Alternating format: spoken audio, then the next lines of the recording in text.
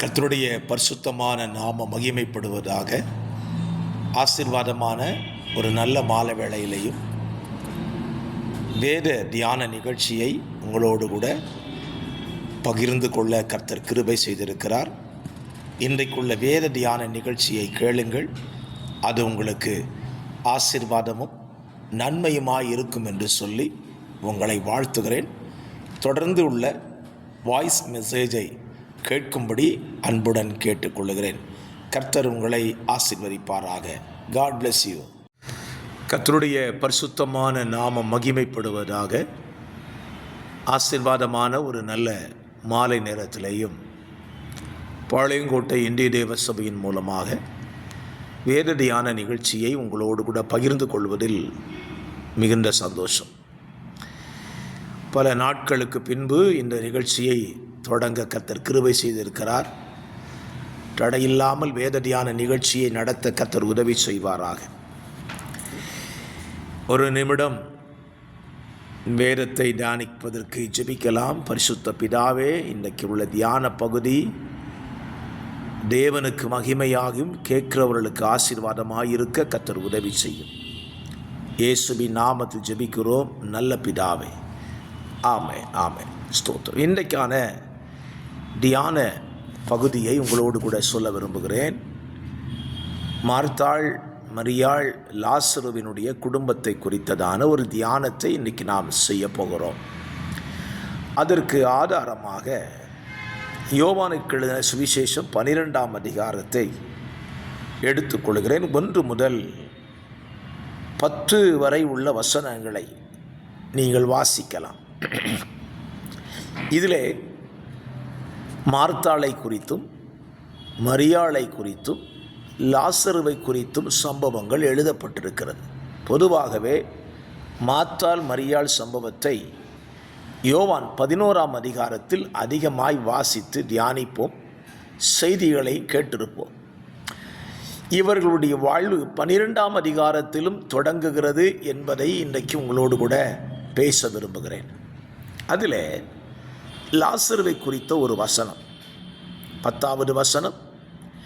லாசருவின் நிமித்தமாக யூதர்களில் அநேகர் போய் இயேசுவினிடத்தில் விசுவாசம் வைத்தபடியால் பிரதான ஆசாரியர்கள் லாசருவையும் கொலை செய்ய ஆலோசனை பண்ணினார்கள்.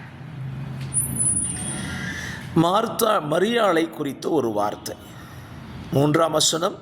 அப்பொழுது மரியாள் விலையேற பெற்ற களங்கமில்லாத நளதம் என்னும் தைலத்தில் ஒரு ராத்தல் கொண்டு வந்து அதை இயேசுவின் பாதங்களில் பூசி தன் தலைமயிரால் அவருடைய பாதங்களை துடைத்தாள். அந்த வீடு முழுவதும் தைலத்தின் பரிமள தைலத்தால் நிறைந்தது.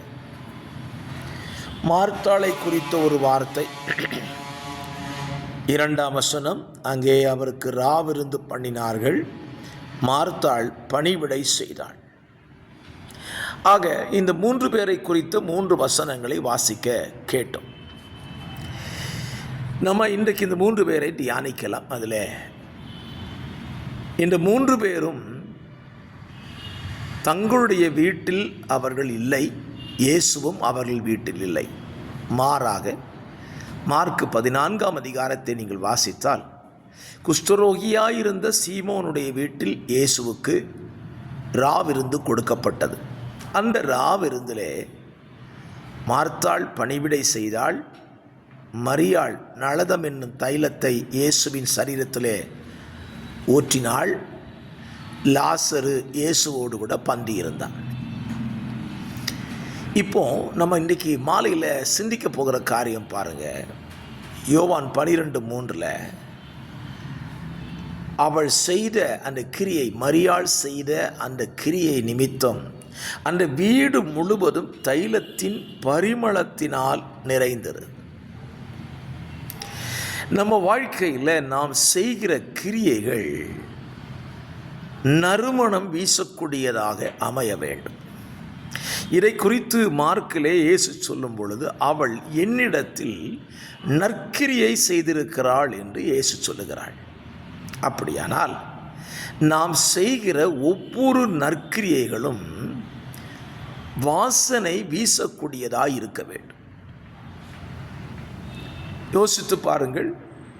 நீங்களும் நானும் இன்றைக்கு செய்து கொண்டிருக்கிற கிரியைகள் இயேசுவுக்கு நறுமணம் வீசக்கூடியதாக இருக்கிறதா? இன்றைக்கு கிரியை செய்யாதவர்கள் இல்லை, ஏராளமான பேர் கிரியை செய்கிறார்கள். இயேசுவை அறிந்தவர்களும் அறியாதவர்களும் கூட இன்றைக்கு நற்கிரியை செய்து கொண்டுதான் இருக்கிறார்கள். உலகத்தை எடுத்துக்கொள்ளுங்கள். அதுவும் இந்த கொரோனா காலத்துக்கு பிற்பாடாக நற்கிரியை செய்கிறவர்கள் ஏராளம் பெருகிவிட்டார்கள். கொரோனா பாதிக்கப்பட்ட பொழுது நற்கிரியை செய்தவர்கள் எத்தனை பேர், கணக்கில் அடங்காத ஜனங்கள். நம்முடைய தேசத்தில் வெள்ளப்பெருக்கு வந்தது, எத்தனை பேர் உதவி செய்தார்கள்? கிறிஸ்தவர்கள் மாத்திரம்தான் செய்தார்களா? இல்லையே. கிறிஸ்துவை அறியாத ஜனங்கள் கூட போய் உதவிகளை ஏராளம் செய்தார்கள். உணவு கொடுப்பது, உடை கொடுப்பது, பணம் கொடுப்பது, அவர்களுக்கு இரத்தத்தை கொடுத்து காப்பாற்றுவது போன்ற ஏராளமான நற்கிரியை செய்தார்கள். கடந்த காலங்களிலே ஒரு போதகரை சந்தித்த பொழுது அவர் இப்படி சொன்னார். தூத்துக்குடி மாவட்டத்தில் வெள்ள பாதிப்பு நடந்த பொழுது நாங்கள் எங்களுடைய சொந்த வாகனத்தை எடுத்துக்கொண்டு வந்து கிட்டத்தட்ட 15 குடும்பங்களுக்கு பண உதவி செய்துவிட்டு வந்தோம் என்று சொன்னார்கள். நல்லது. இப்படி ஏராளமான நற்கிரியைகள் உலக மக்கள் மத்தியிலே பேசப்படுகிறது. கவனியுங்கள், நாம் செய்கிற நற்கிரியைகள் இயேசுவினிடத்தில் பேசப்பட வேண்டும். இயேசு மரியாளை குறித்து சொல்லும் பொழுது அவள் என்னிடத்தில் நற்கிரியை செய்திருக்கிறாள். நம்ம உலகத்தில் நற்கிரியை செய்வோம். 4 பேர் பார்க்கணுங்கிறதுக்காகவே 4 பேர் பார்த்துட்டு இருக்கும்போது ஒரு பிட்சைக்காரன் வந்து நின்னா நம்ம ஒரு டீ வாங்கி கொடுப்போம், அல்லது 10 ரூபா கையில் கொடுப்போம், அல்லது சாப்பாடு வாங்கி கொடுப்போம். 4 பேர் சொல்லுவாங்க, பரவாயில்ல அவங்க சாப்பாடு வாங்கி கொடுக்குறாங்க, நம்மளை குறித்து பேசுவாங்க. தவறு சொல்லலை. ஆனால் நாம் செய்கிற நற்கிரியைகள் இயேசுவினிடத்தில் நற்கிரியை செய்ய வேண்டும். இயேசுவினிடத்தில் நாம் எப்படி நற்கிரியை செய்ய முடியும்? இயேசு சீமோனுடைய வீட்டிலே பந்தி அமர்ந்திருக்கிறார். அவரை பந்திக்கு அழைத்தவன் இயேசுவுக்கு ஒன்றும் செய்யவில்லை. லூக்கா 7ஆம் அதிகாரத்திலே 37ஆம் வசனத்திலிருந்து நீங்கள் வாசித்தீங்கன்னா இயேசுவே குஷ்டரோகியாக இருந்த சீமோன்டே கேள்வி கேட்குறார். நான் உன் வீட்டுக்கு வந்தேன், என் காலுக்கு தண்ணி தரல, என் தலைக்கு எண்ணெய் தரல, நீ என்னை முத்தம் செய்யலை, கம்ப்ளைண்டாக சொல்லி அழைச்சது நீ உண்மைதான், என்ன உன் வீட்டுக்கு அழைச்சிருக்கிற, ஆனால் என்கிட்ட நீ எந்த நல்ல கிரியையும் செய்யலையே. என்னை நீ அழைத்தது எதற்காக? விருந்து கொடுப்பதற்காக தானே. எல்லாரும் உன்னை பார்க்கணும், இயேசுவுக்கே விருந்து கொடுத்துட்டான் அப்படின்னு சொல்லி உன்னை பெருமையாக பேசணும் அப்படின்னு நினச்சதுக்கையா? என்னிடத்தில் நீ நற்கிரியை செய்யவில்லை. ஆனால் இந்த பாவியான ஸ்திரியை பாரு, அவள் நான் உட்பிரவேசித்தது முதல் என் பாதங்களை கழுவுகிறாள், பாதத்தை முத்தம் செய்கிறாள், தைலத்தை உடைச்சு ஊத்துறா, எவ்வளோ நல்ல கிரியை செய்கிறாள். இந்த மாலை நேரத்தில் சாந்தமாய் இந்த வசனத்தை தியானியுங்கள். நீங்கள் செய்கிற கிரியைகள் இயேசுவினிடத்தில் போய் சேருகிறதா? இயேசு அந்த இந்த நற்கிரியைகளை ஏற்றுக்கொள்கிறாரா என்பதை நீங்கள் சிந்திக்க வேண்டும். பல நேரத்தில் நம்ம செய்கிற கிரியைகள் ஆண்டவரிடத்தில் போய் சேர்வதில்லை.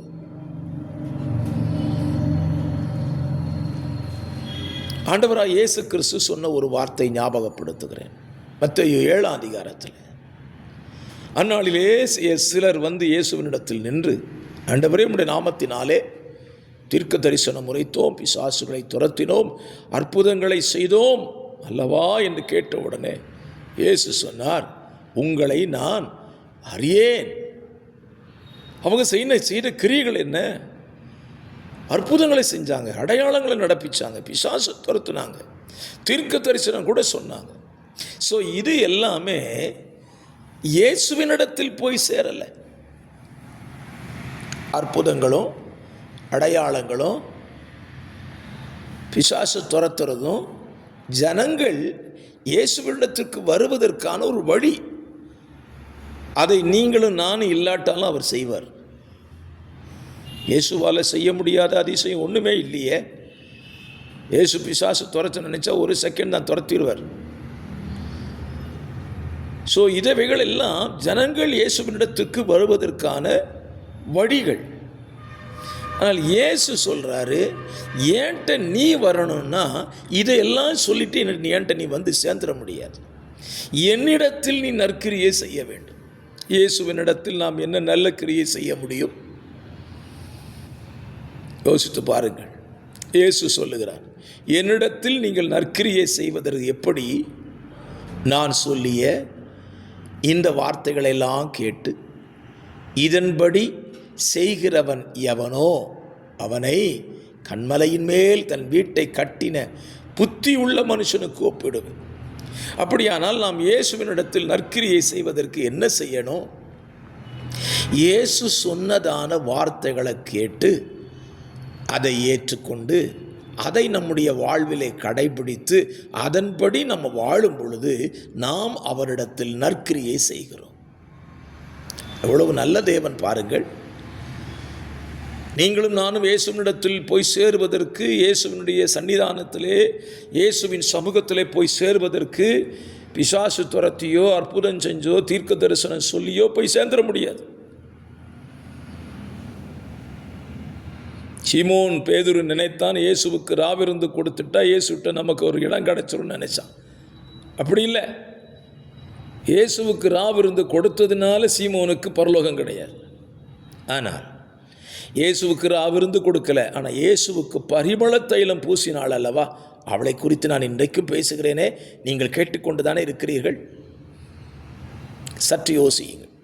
உங்களுடைய நற்கிரியைகள் இயேசுவினிடத்தில் ஏற்றுக்கொள்ளப்படுகிறதா? இயேசுவின்ட்ட ஒரு நற்கிரியை செஞ்ச ஒரு மனிதனை கூட்டிட்டு வந்தாங்க.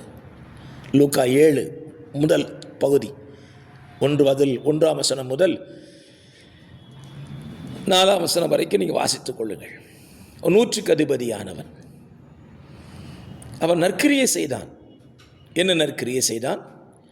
தேவனுடைய ஜனத்தை நேசித்தான். தேவ ஜனத்துக்கென்று ஒரு ஆலயத்தையும் கட்டி கொடுத்தான். கவனிச்சிங்களா? 2 காரியம் செய்தான். ஒன்று, தேவனுடைய ஜனத்தை நேசித்தான். தேவனுடைய ஜனத்துக்கென்று ஒரு ஆலயத்தை கட்டி கொடுத்தான். இந்த நல்ல கிரியைகள் இவனை இயேசுவினிடத்திற்கு கொண்டு வந்து விட்டது. இயேசு அவனை கண்டு அவனுடைய வீட்டுக்கு போவதற்கு ஆயத்தமாகிவிட்டார். காரணம், அவன் வீட்டிலே ஒரு வேலைக்காரன் சுகவீனமாக இருக்கிறான். அவனை சொஸ்தமாக்க இயேசுவும் ஆயத்தமாகிவிட்டார். நம்முடைய நல்ல கிரியைகள் எப்படி இருக்கிறது என்று யோசித்து பார்ப்போம். 2 கிரியைகள் சொல்லுகிறேன் இந்த 7ஆம் அதிகாரத்தில்.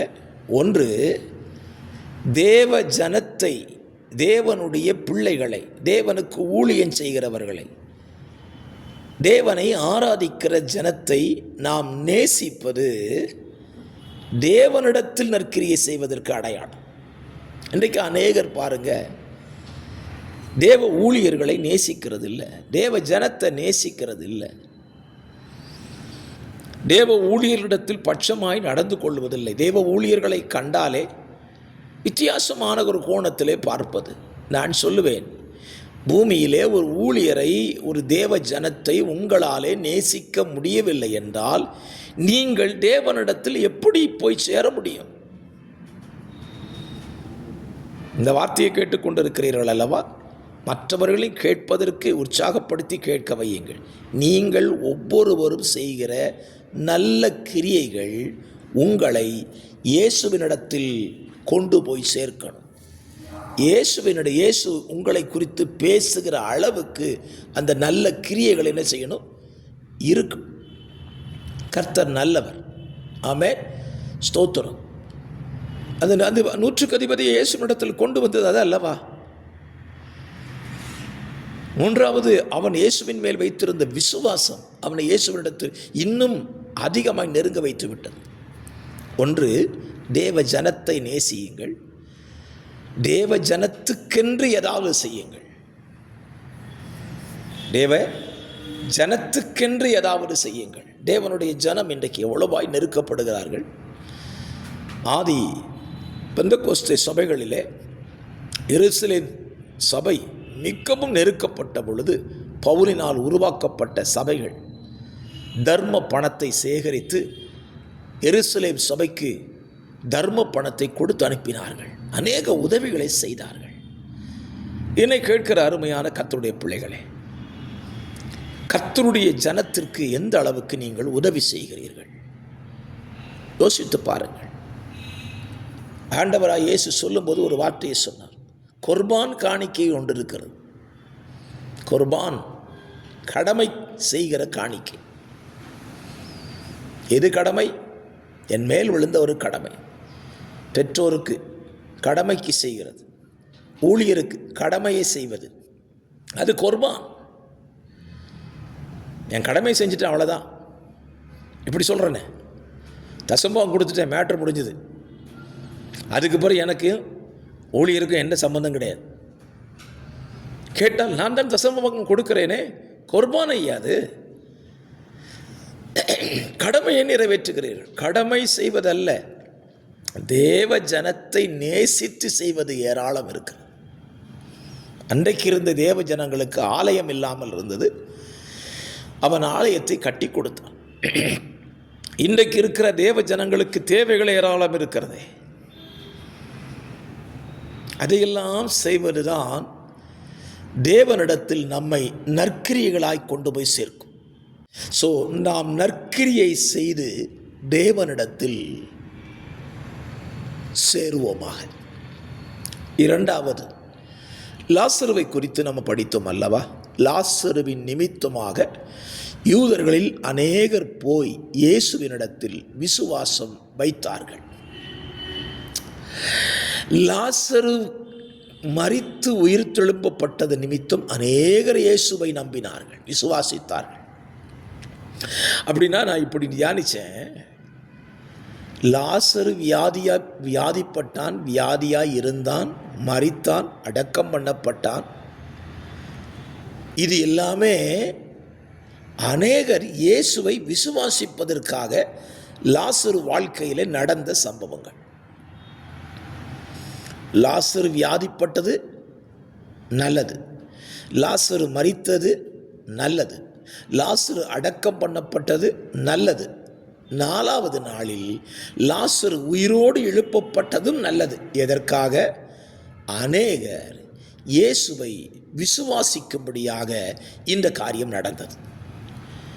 உங்கள் வாழ்க்கையை யோசித்து பாருங்கள். உங்கள் வாழ்க்கையில் சில காரியங்கள் நடக்கிறது என்றால், உங்கள் வாழ்க்கையில் நடக்கிறதை வைத்து அநேகர் இயேசுவை விசுவாசிக்கும்படியான காரியத்தை கர்த்தர் உங்கள் வாழ்க்கையில் அனுமதிக்கலவே. லாசரு வியாதியாக இருந்தவுடனே இயேசு வரல. லாசரு மரித்து போயிடுவான்னு சொல்லியும் இயேசு வரல. மரித்துட்டான்னு சொல்லியும் இயேசு வரல. 4 நாள் கழித்து இயேசு வந்தார். உங்கள் வாழ்க்கையில் சில காரியங்கள் கால தாமதங்களை கழித்து, காலதாமதமாகி உங்கள் வாழ்க்கையில் ஒரு சம்பவம் நடக்குதுன்னா, அது அநேகர் இயேசுவை விசுவாசிப்பதற்காக கூட இருக்கலாம். ஒருவேளை லாசரு வியாதியாக இருக்கும்போது இயேசு வந்து சுகமாக்கியிருந்தா யார் இயேசு விசுவாசித்திருப்பாங்க? எல்லாரை போல தான். பேதுருவின் மாமி சுரமாக இருந்தால் இயேசு சுகமாக்கினார். அதே போல் லாசரு வியாதியாக இருந்தால் சுகமாகிட்டான் சொல்லியிருப்பாங்கள்ல. ஆனால் இப்போ பாருங்கள், அநேகர், யூதர்களில் அநேகர் போய் இயேசுவினிடத்தில் விசுவாசம் வைத்தார்கள். சாதாரணம் கிடையாது.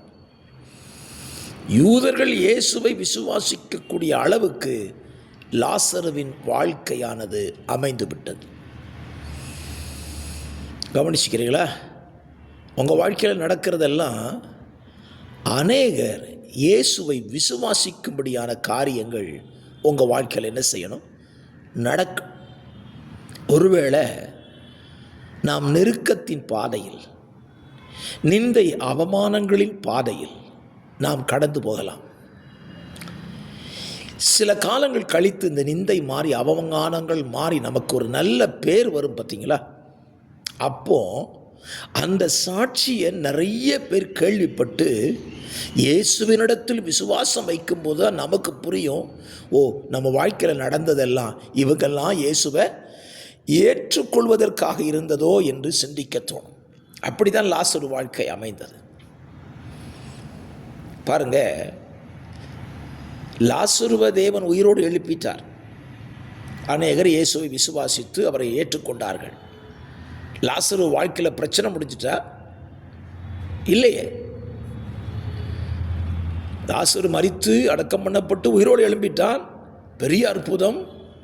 அது 4 நாள் கழித்து உயிரோடு எழுப்பப்பட்டவன். இயேசு கிறிஸ்து உயிரோடு எழுப்பினவர்கள் எல்லாமே அடக்கத்துக்கு கொண்டு போனவன், செத்த உடனே போய் எழுப்பினவர், அப்படி தான் நிறைய. அதெல்லாம் பெரிய விஷயம் அல்ல. ஆனால் 4 நாள் கழித்து ஒருத்தனை உயிரோடு எழுப்பியிருக்கார் பாருங்கள், அது பெரிய அற்புதம் இல்லை? இந்த அற்புதத்தை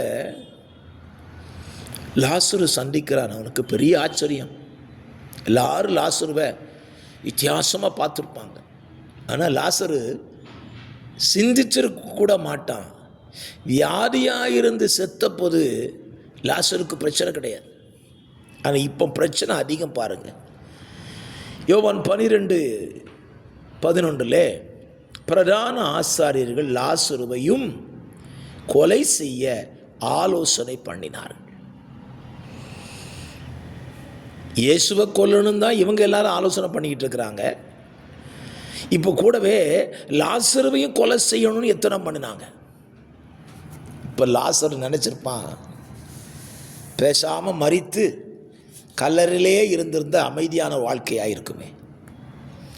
இயேசு எனக்கு ஒரு அற்புதம் செஞ்சு அந்த அற்புதத்தை கேள்விப்பட்டவங்க நிறைய பேர் இயேசுவை ஏற்றுக்கொண்டுட்டாங்களே, இப்போ பிரச்சனை எனக்கு கூடத்தான் செய்தே தவிர குறையலை. உங்கள் வாழ்க்கையிலையும் உங்கள் நிமித்தம் அநேகர் இயேசுவை ஏற்றுக்கொள்வார்கள். ஆனால் ஒன்று தேவனுக்கு மகிமை, இன்னொன்று உங்களுக்கு பிரச்சனை ஆரம்பிச்சிடும். உங்களுக்கு பிரச்சனை ஆரம்பிச்சிடும். பைபிள் ஒரு உதாரணம் சொல்லுகிறேன். யோவான் 9ஆம் அதிகாரம். பிறவி குருடனை இயேசு கிறிஸ்து சுகமாக்குகிறார். அவன் கண்ணிலே சேற்றை பூசி சீலோவாம் குளத்திலே போய் கழுவுன்னு சொன்னார். கழுவினா கண் பார்வை கிடைச்சிது. அவன் ரோட்டில் உட்காந்து பிச்சை எடுக்கிற வரைக்கும் அவனுக்கு எந்த பிரச்சனையும் கிடையாது. பேர் குருட, பிச்சைக்காரன், நல்ல பேர் கிடையாது. பிச்சைக்காரனாக இருந்தான். பிச்சைக்காரன் தான் அவனு சொல்லியிருப்பாங்க, குருட்டு பையன்னு சொல்லியிருப்பாங்க. இப்போ அவனுக்கு கண்ணு சுகமாயிட்டு பாருங்க. கண்ணு சுகமானா எவ்வளோ பெரிய ஆச்சரியம் அது. ஆனால் அவன் கூடவே பிரச்சனையும் சேர்ந்து வந்துட்டு, கண்ணு தெரிஞ்ச சந்தோஷத்தில் எல்லார்ட்டையும் போய் சொல்லியிருப்பான், எனக்கு கண்ணு தெரிஞ்சிட்டு இயேசு என்கிறவர் இன்னைக்கு வந்தாருக்கு, சேற்றில் கண்ணில் சேற்றை பூசினார், கழுவ சொன்னார், கழுவின சுகமாயிட்டேன்னு சந்தோஷத்தில் சொல்ல பிரச்சனை எப்படி வருது தெரியுமா? உன் கண்ணு எப்படி சுகமாச்சு? உன் கண்ணை சுகமாக்குனது யார்? நீ குருடனாக பிறந்தது உண்மையா? உங்கள் அப்பா அம்மாட்ட கூட்டிட்டு வா, அவங்கள விசாரிக்கணும். அவங்கள விசாரித்து அவங்களும் சொல்கிறாங்க, ஆமாம் குருடனாக பிறந்து என் பிள்ளை தான். எப்படி கண்ணு திறந்துச்சு? அந்த குருடன் நினச்சிருக்கலாம், பேசாமல் கண்ணு தெரியாமையே வழி ஓரத்தில் உட்காந்து பிச்சை கேட்டுகிட்டே இருந்திருக்கலாம், எந்த பிரச்சனையும் வந்திருக்காது. ஆனால் இப்போ கண்ணு தெரிஞ்சதுனால பிரச்சனை. நான் இன்றைக்கு மாலை வேளை சாந்தமாய் சொல்லுவேன், நீங்கள் இயேசுவை ஏற்றுக்கொள்ளாத வரைக்கும் எந்த பிரச்சனையும் இல்லை. நிறைய பேர் இன்றைக்கி என்ன சொல்கிறாங்க, இயேசுவை ஏற்றுக்கொள்ளுங்கள், உங்களுக்கு பிரச்சனை இப்போ மறைந்துவிடும், போராட்டம் நீங்கிவிடும், கண்ணீர் மறைந்துவிடும், கவலை போய்விடும். ஓ, கேட்கும்போதே சந்தோஷமாக இருக்குது. இந்த சந்தோஷ செய்தியை கேட்ட உடனே நானும் இயேசுவை ஏற்றுக்கொள்கிறேன் என்று சொல்லி ஒப்பு கொடுத்து விடுகிறோம். நல்லது. ஒப்பு கொடுத்த உடனே உங்கள் பிரச்சனையெல்லாம் மாறிட்டா? இன்னும் யோசனை பண்ணி பாருங்கள். உங்கள் பிரச்சனையெல்லாம் சரியாக போயிட்டா? இயேசு கிறிஸ்துவை ஏற்றுக்கொள்ளும்படி சொல்லும் பொழுது உங்களுக்கு சொல்லப்பட்டது என்ன? கண்ணீரை மாற்றுவார், கவலையை மாற்றுவார், உங்கள் பிரச்சனை மாறி, வியாதி மாறிடும், பிசாசு போராட்டம் மாறிடும். ஆனால் இன்றைக்கி நீங்கள் வாழ்க்கை நினச்சி பாருங்கள், இது எல்லாமே நம்ம கூட தான் இருக்குது. வியாதி இருக்குது, பிரச்சனை இருக்குது, நெருக்கம் இருக்குது, தேவை இருக்குது, எல்லாமே இருக்குது.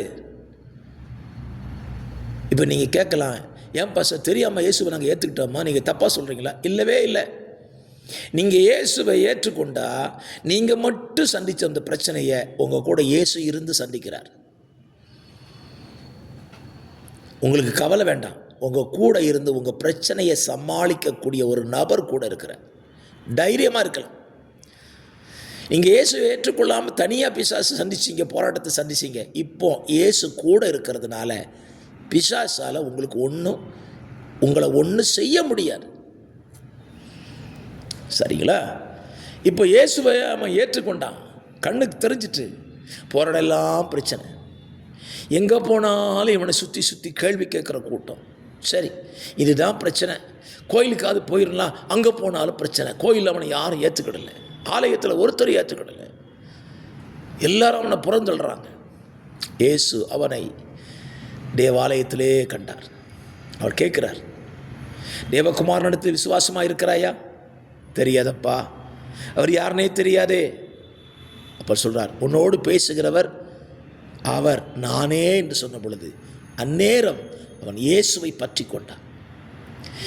ஆகவே என்னை கேட்கிற கர்த்தருடைய பிள்ளைகளே, நம்முடைய வாழ்க்கையில் நடக்கிற சம்பவங்கள் மற்றவர்கள் இயேசுவை விசுவாசிக்கும்படியாக நடந்து கொண்டாலும் நம்ம வாழ்க்கையில் பிரச்சனை மாறிடல. லாசருவை கொலை செய்ய தேடினார்கள்.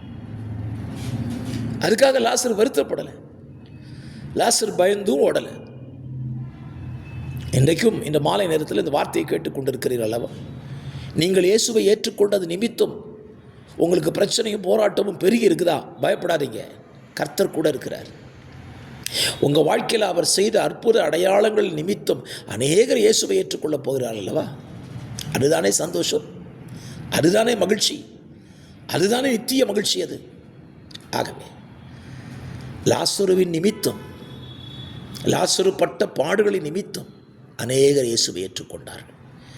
மரியாள் செய்த நற்கிரிகளின் நிமித்தம் இன்றைக்கு மரியாளை குறித்து நான் பேசி கொண்டிருக்கிறேன், நீங்கள் கேட்டுக்கொண்டிருக்கிறீர்கள்.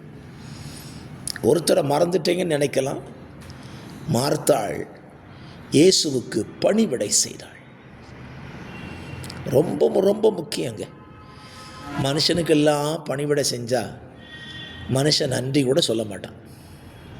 ஆனால் இயேசப்பாவுக்கு நீங்கள் பணிவிடை செய்யுங்க, அவர் உங்களை குறித்து பேசுவாருங்க. இயேசுவுக்கு பணிவிடை செய்ய வேண்டும். பைபிளில் பணிவிடை செய்தவங்க ஏராளம் இருக்கிறாங்க. சில இடத்துல பணிவிடை செய்தவங்கள் பங்குக்குரியவர்களாய் மாறிப்போனவர்களும் உண்டு. நான் மார்த்தாளோ இயேசுவுக்கு பணிவிடை செய்தாள். இந்த மாலை நேரத்தில் உங்கள் குடும்பத்தில், உங்கள் வீட்டுக்குள்ளே இயேசுவுக்கு பணிவிடை செய்கிற ஒரு மார்த்தாளாய் நீங்கள் இருங்கள். இயேசுவினிடத்தில் நற்கிரியை செய்கிற ஒரு மரியாளாய் இருங்கள். இயேசுவினிடத்தில் அநேகர் விசுவாசம் வைக்கும்படியான ஒரு லாசருவாய் நீங்கள் இருங்கள் என்று சொல்லி உங்களை வாழ்த்துகிறேன். ஜெபிக்கலாம். இந்த நல்ல தியானம் உங்களுக்கு பிரயோஜனமாக இருந்தால் எங்களோடு தொடர்பு கொள்ளுங்கள். மற்றவர்களுக்கும் இந்த தியான பகுதியை கேட்கும்படி சொல்லுங்கள். ஜெபிக்கலாம். மகா இரக்கமும் கிருபையும் அன்பும் நிறைந்த நல்ல பிதாவே, வானத்திற்கும் பூமிக்கும் ஆண்டவராயிருக்கிற அருமை இரட்சகரே, நாங்கள் உம்மை துதிக்கிறோம். இந்த மாலை நேரத்திலேயும் சாந்தமான இந்த வேத வசன தியானத்தை தியானிக்கும்படி கொடுத்த கிருபைகளுக்காக ஸ்தோத்திரம் பண்ணுகிறேன். தகப்பனே, இன்றைக்கும் இந்த வார்த்தைகளை கேட்டுக்கொண்டிருக்கிற அருமையான நம்முடைய பிள்ளைகளை கர்த்தர் அப்படியே மாற்றுங்க. மார்த்தாளை போல பணிவிடை செய்கிறவர்களாய், மரியாளை போல நற்கிரியை செய்கிறவர்களாய், லாசருவை போல அநேகர் இயேசுவை விசுவாசிக்கும்படியான பாத்திரமாய் நீங்கள் அவர்களை உருவாக்க வேண்டுமா நான் ஜெபிக்கிறேன். இந்த வேத தியானத்தை தந்தை பரிசுத்த ஆவியானவருக்கு நன்றி. இதனால் உண்டாகிற எல்லா கனமும் இயேசு ஒருவருக்கே செலுத்துகிறேன். நீர் மாத்திரம் மகிமைப்படும். தொடர்ந்து வேத தியான நிகழ்ச்சியை புதன்கிழமை தோறும் வெளியிடுவதற்கு கிருபை செய்ய தாழ்த்துகிறேன். நான் பெருகவும் இல்லை, நீங்கள் பெருகவும் நான் சிறுகவும் கர்த்தர் உதவி செய்யும். இரட்சகராம் இயேசுவின் நாமத்தில் தாழ்மையோடு ஜெபிக்கிறேன். ஜெபம் கேளும் நல்ல பிதாவே. ஆமேன், ஆமேன், ஆமேன். God plus.